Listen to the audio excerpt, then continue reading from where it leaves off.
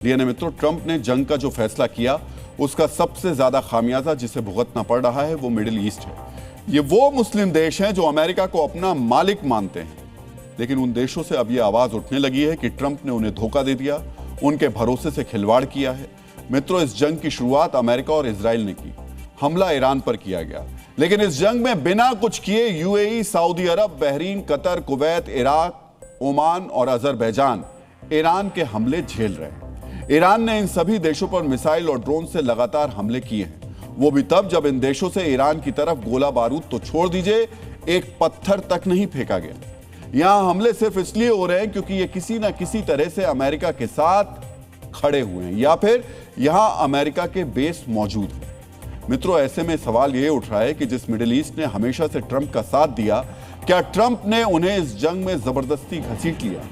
क्या Trump Iran पर हमला करने की अपनी सनक में मिडिल ईस्ट में रहने वाले लोगों की जान को खतरे में डाल रहे हैं? क्या ट्रंप ने पूरे मिडिल ईस्ट को धोखा दिया है? आज हम ट्रंप पर लग रहे इन्हीं आरोपों का विश्लेषण करने वाले हैं। तो मित्रों, आग लगाई अमेरिका ने, लेकिन जल रहा है पूरा मिडिल ईस्ट। यही वजह है कि अब खाड़ी देश ट्रंप से सवाल पूछ रहे हैं, ट्रंप पर विश्वासघात का आरोप लगा रहे हैं। यूएई में सबसे प्रभावशाली लोगों में से एक और रूलिंग फैमिली के बेहद करीबी खलाफ अहमद अल हब्तूर ने सोशल मीडिया पर ट्रंप के नाम एक ओपन लेटर लिखा।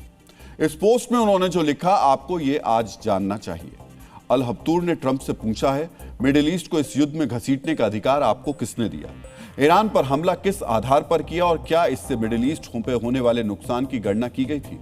ट्रंप से सीधे सीधे यह पूछा जा रहा है, किसने आपको मिडिल ईस्ट को बैटलफील्ड बनाने की इजाजत दी?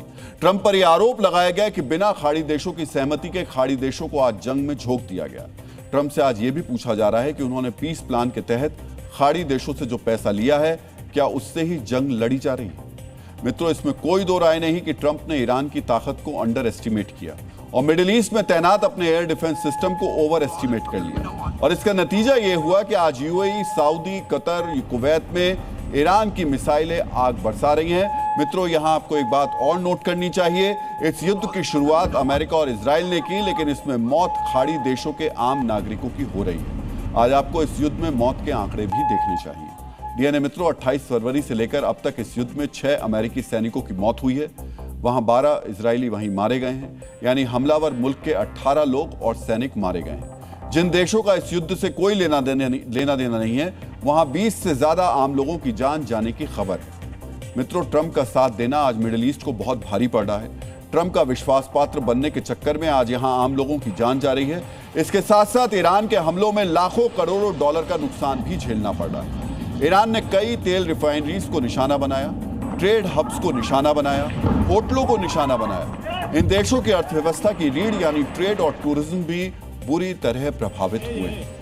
ट्रंप के चक्कर में जान और माल दोनों का भारी नुकसान हो रहा है। यही वजह है कि आज ये कहा जा रहा है कि ट्रंप ने मिडिल ईस्ट के साथ धोखा कर दिया।